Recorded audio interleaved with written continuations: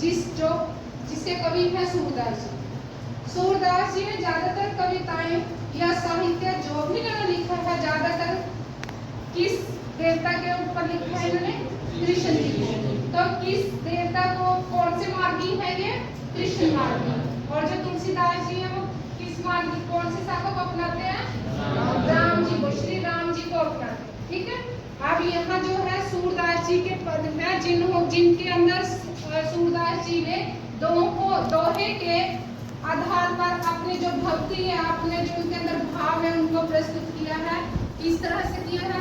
आपने तो सुना होगा कि श्री कृष्ण जी के जो माता पिता हैं वह नंद बाबा और यशोदा माता है, इतना ही पता है। पर वास्तव में श्री कृष्ण जी के मथुरा के अंदर इनका जो जन्म था, जन्म स्थान इनका कहाँ था? मथुरा। ठीक है, मथुरा में। और इनके जो माता पिता हैं, जो वास्तविक माता पिता हैं इनके, माता थी इनकी देवकी और पिताजी, पिता कौन थे इनके? वासुदेव। ठीक है, वासुदेव जी।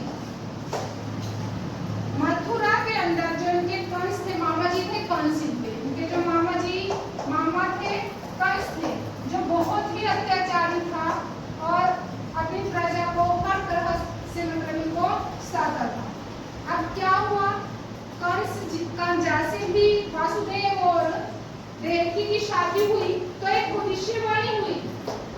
भविष्यवाणी मतलब आसमान से एक आवाज आई कि जिस बहन और जीजा को तू इतनी खुशी के साथ इनका विवाह कर रहा है, इनके 8वें पुत्र जो इनका 8वां बेटा होगा वह तेरी मृत्यु का कारण बनेगा। ठीक है, विदाई करते करते अब मन के अंदर क्या आ गया? वहम आ गया। अब वो क्या करता है? उनको विदा नहीं करता अपनी बहन को और जेल में, कारावास में कहाँ डाल देता है? कारावास के अंदर वह उसे डाल देता है। ठीक है, किनको डाल देता है? देवकी और वासुदेव। ठीक है, अब इनके जो 7 बच्चे हुए जेल के अंदर, तो 7 के 7 को किसने मार दिया? किसने मारा? कंस ने। तो अब 8वां जो पुत्र था, वो भविष्यवाणी के, वो तो सही होनी थी, जैसे ही भविष्यवाणी हुई थी तो अब कंस को भी डर था।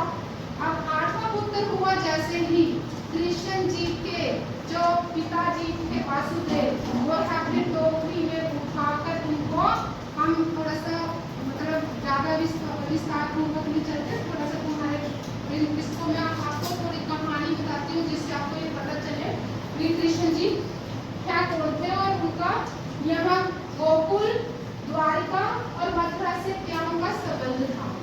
यहाँ क्या हुआ? अब वो मथुरा से कहाँ आ गए थे? गोकुल में।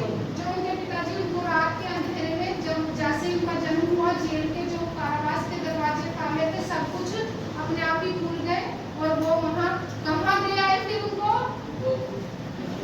कहाँ? वहाँ नंद बाबा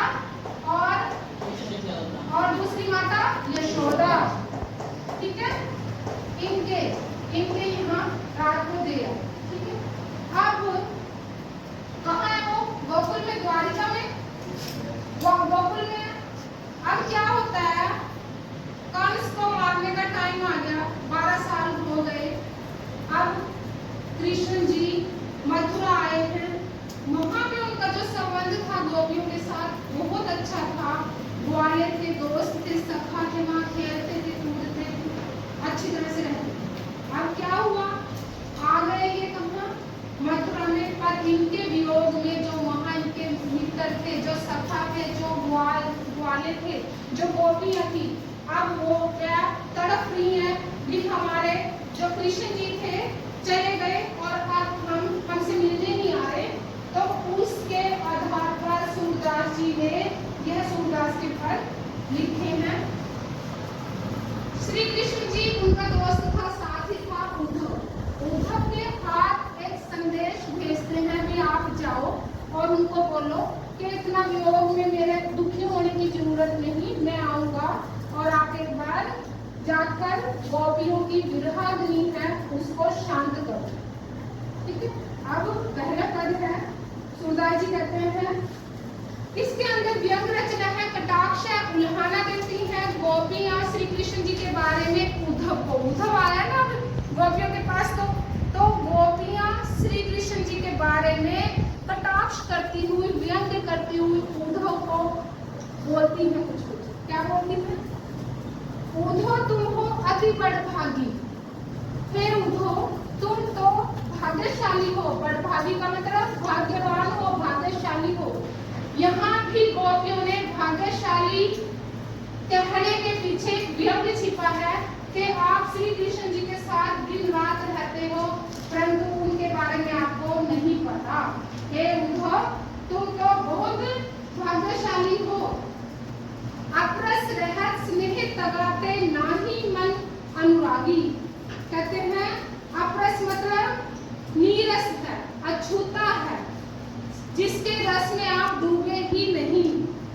अप्रस रहत स्नेह तगाते, जो आपका धागा है, तगा मतलब धागा है, आप श्री कृष्ण जी के प्रेम में बिल्कुल भी डूब नहीं पाए, आप उनके प्रेम से बिल्कुल अछूते हो। ठीक है? ना ही मन अनुरागी, और ना ही आपके हृदय में श्री कृष्ण के प्रति कोई प्रेम है। पुरैन पात रहत जल भीतर, जिस प्रकार कमल का पत्ता, कमल का फूल पानी के अंदर खिलता है, ना तारस देह न दागी, परंतु फिर भी उसके कमल के फूल के पत्तों के ऊपर कोई भी दाग नहीं होता। जो जलमह तेल की गागर, अब जैसे तेल की गागर मतलब मटकी, मटकी को अगर हम तेल लगाकर पानी में डाल दें, जो मह तेल की गागर, जैसे तेल की मटकी, तेल के क्या करेंगे हम, मटकी के ऊपर तेल लगा दिया और उसे क्या कर दिया, पानी में डाल दिया। बूंद न ताको लागी, जिस प्रकार तेल की गागर को, मटकी को पानी में डाल दो, उसके ऊपर पानी की बूंद एक भी रहेगी? उसके ऊपर रहेगी? नहीं रहेगी। कहते हैं उसके ऊपर एक भी बूंद नहीं रहेगी। प्रीत नदी में पाव न बोलो, दृष्टि न रूप प्रागी। कहते हैं जिस प्रकार तेल की गागर कोई भी प्रभाव नहीं पड़ा, मतलब भी श्री कृष्ण प्रेम से इतनी लीन है हम सब, परंतु तुमने तो उनके प्रेम रूपी नदी में पैर तक भी नहीं डुबोया। सूरदास अबला हम भोरी, गुड़ चांदी जो पागी। सूरदास जी कहते हैं हम तो गोपियां, हम कैसी हैं, हम भोली हैं, हम भोली भाली हैं। अबला हम भोरी, हम भोली भाली हैं। हम तो श्री कृष्ण के प्रेम में इस प्रकार लीन हैं, कदर हम इस कदर उनके प्रेम के अंदर मगन हैं कि जैसे गुड़ सब, कैसे गुड़ के साथ जैसे चींटी लगी होती है। ठीक है? गुड़ के पास जाएगी, चींटी क्या होगी, वो मरेगी, पर फिर भी वो जाएगी। तो हम भी श्री कृष्ण के प्रेम में ऐसे ही लीन है जिस प्रकार गुड़ के साथ चींटी लगी होती है। इसके अंदर क्या कहा है, इसके अंदर माध्यम 3 प्रकार से व्यंग दिया है गोपियों ने श्री कृष्ण के। एक पुरैनी पात, कमल का फूल का उदाहरण दिया है। दूसरा गुड़ के जैसे चींटी लगी होती है, और तीसरा तेल की मटकी, जैसे तेल की मटकी, तेल की गागर के का उदाहरण देकर आपने जो मन की व्यक्त है वह उद्धव के सामने प्रस्तुत की। अब है दूसरा, पहला समझ आ गया सभी को? पता चल गया? दूसरा है मन की मन ही मांझ नहीं। मन की मन ही मांझना मतलब अपने जो मन के अंदर दुख है मेरे, वह अपने मन के अंदर ही उस बात को रखना, मन के अंदर ही उस व्यथा को, उस पीड़ा को रखना। मन के मन कहते हैं हम तो मन के अंदर ही अपनी जो दुख की पीड़ा थी उसको लेकर बैठे थे। कहिए चाहे कौन के उठो ना ही पढ़ कहीं। गोपियां कहती हैं कि हे श्री कृष्ण, हे उठो, तुम बताओ भी हम किससे कहें, वो जो हमारे मन के अंदर व्यथा है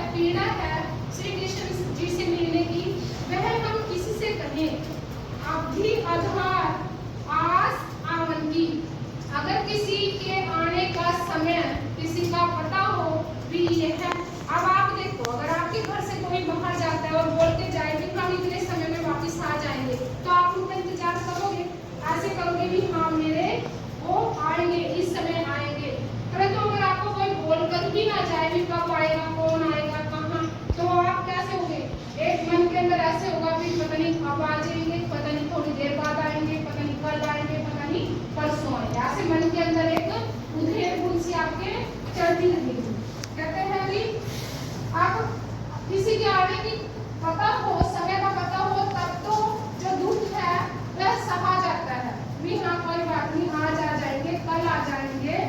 तो अब क्या हो गया? कहते हैं कि अब ये जो संदेश थी सुन बिलहनी बिरहा दही। कहती हैं आप तो श्री कृष्ण जी नहीं आए, पर उन्होंने कौन सा संदेश भेज दिया? योग संदेश। अब जो आपका योग संदेश है वह है जो सुना है हमने, हमारे तो जो पीड़ा थी वह और भी व्याकुल हो गए हम, तो अब और भी हमारी जो पीड़ा थी वह बढ़ गई है। अब तो हम और भी उस विरह की अग्नि में जलने लगे हैं। सूरदास अब धीर धरे क्यों मर्यादा न लगी। अब तक हम श्री कृष्ण जी की हर मर्यादा का पालन करते थे, क्योंकि हमें श्री कृष्ण जी बोलकर गए थे कि मैं आऊंगा। अब हम कोई मर्यादा का पालन नहीं करेंगे। अब हम कैसे धीर धरे कि श्री कृष्ण जी आएंगे, क्योंकि आपने हमें क्या सुनाया? योग संदेश। ठीक है, अब ये आगे दूसरे सभी को ठीक है। इसके अंदर क्या बताया? कौन सा संदेश लेकर आए थे? उद्धव योग संदेश।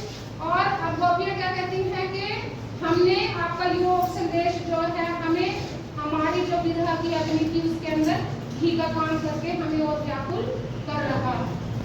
तीसरा पैरा है हमारे हारी की लकड़ी। हारिल एक पक्षी अभी जो हमेशा ही अपने पंजों में एक लकड़ी को लेकर उड़ता है। ठीक है, हारिल क्या है? एक पक्षी है जो एक लकड़ी को अपने पंजे में दबाकर उड़ता है। क्यों उड़ता है? उसे ऐसा लगता है अभी मैं अकेला उड़ूंगा तो मैं गिरूंगा, तो वो उस लकड़ी को सहारा मानकर उसको साथ में हमेशा साथ में अपने साथ रखता है। गोपियां कहती हैं हमारे हरि कौन है? यहाँ कौन है हरि? कृष्ण जी। गोपियां कहती है भी जो हमारे हरि है हमारे लिए तो उस हारी पक्षी की तरह है। मतलब जैसे हारी पक्षी अपने पंजों में लकड़ी को उड़कर लेकर दबाकर चलता है, हमारे हरि हमारे लिए वैसे ही है। मंत्र वचन नंद नंदन उर। नंद नंदन, नंद मैंने पहले बताया, नंद का नंदन, नंदन मतलब बेटा, नंद का बेटा।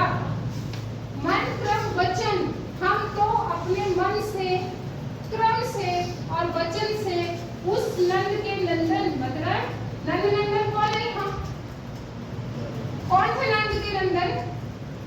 नंद बाबा, और नंदन मतलब उनका बेटा। तो नंद नंदन कौन हुए? कृष्ण जी।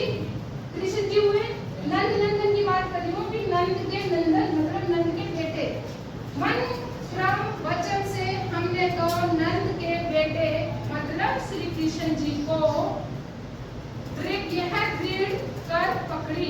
हमने तो उनको ही जैसे हारी पक्षी लकड़ी को दबाकर उड़ता है, हमने भी श्री कृष्ण जी को ऐसे ही दृढ़ता के साथ पकड़ा हुआ है। ठीक है, हम भी उनको अब छोड़ने वाले नहीं, वो ही हमारी जिंदगी का आधार है। जागत सोवत स्वपन दिवस निशी, सोते जागते सपने में, रात में दिन में हमें कान्हा कहना जबरी। हम तो सोते जागते सपने में, दिन में, रात में क्या जपते हैं? कान्हा कान्हा जबरी। सुनत जोग लागत है ऐसो, कहते हैं यहाँ सूरदास जी कहते हैं सुनत जोग लागत है ऐसो, जोग ककरी ककरी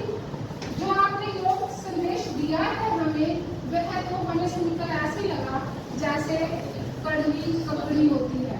कड़वी ककड़ी होती है ना, तो हम उसे खा सकते हैं, परंतु अब हमने उसे काट कर सजा कर अपने प्लेट में रखा हुआ है सलाद की जगह, अब ना उसे फेंक सकते हैं ना। कहते हैं कि जो ये कड़वी ककड़ी की तरह आपका योग संदेश है जो श्री कृष्ण जी ने हमारे लिए भेजा है, वह तो हमसे निकला नहीं जाता, कड़वी ककड़ी की तरह कड़वा लगा। सूतो व्याधि हमको ले आए, देख सुनी न करी, हमारी जो पीड़ा है उसको और बढ़ा दिया, हमारी तो किसी ने कुछ भी सुना ही नहीं, हमारे बारे में तो किसी ने कुछ पूछा ही नहीं। यह तो सूरतिल है ये सोको, जिनके मन चक्री, अब जो चक्री होती है, चक्री मतलब चक्री कैसे, यहाँ चक्री क्या है, गोली होती जो हम आतिशबाजी पे तारमा से गोल गोल घूमती है, चक्री घूमती है। कहते हैं ये जो योग संदेश है वह तो आप उन लोगों को दो जिनके मन क्या है, चंचल है, जिनका मन चक्री की तरह घूमता है। हमारा मन तो पहले ही सिकुड़ है, हम तो पहले से ही हर तरह से मन से, क्रम से, वचन से, सोते जागते, दिन में रात में हर तरह से श्री कृष्ण जी को याद करते हैं। हमें आपके इस योग संदेश की जरूरत नहीं। यह योग संदेश किसको जरूरत है, किन लोगों के लिए जरूरत है, जिनका मन चंचल है, ठीक है, जिनका मन चंचल है और जो एक जगह टिकते नहीं, जो हमेशा घूमते रहते हैं, ठीक है। आगे से तीसरा बताया, इसके अंदर क्या क्या बताया है, बताओ मुझे क्या क्या बताया। खाली पक्षी की बात की है, खाली पक्षी क्या है, जो पैरों के अपने पंजों में लकड़ी को दबाकर उड़ता है। और दूसरा कौन सा दिया है, गोपियों ने योग संदेश किसे कैसे बताया है, कड़वी ककड़ी की तरह, जैसे कड़वी ककड़ी होती है जिसे निगला नहीं जा सकता, योग संदेश हमारे लिए वैसा ही है, ठीक है। और क्या बताया, कौन सा और उदाहरण दिया है, योग संदेश को क्या तीन लोगों को देना चाहिए, इनका मन चक्री की तरह जो एक जगह नहीं टिकती, ठीक है। अब चौथा क्या है इसका, यहाँ देखो हर बात तो हो रही है गोपियां और उद्धव के बारे में, गोपियां उद्धव के बारे में, और यहाँ सूरदास जी अपने मन के भाव बता रहे हैं। सूरदास जी ने अपने मन के भावों को व्यक्त किया है कृष्ण जी की भक्ति, कृष्ण जी को दिन रात में अब गोपियों के उदाहरण देकर हमें बताया ना भी कैसे, पर वास्तव में ये सूरदास जी के मन के भाव हैं, वे हर तरह से श्री कृष्ण जी को याद करते हैं।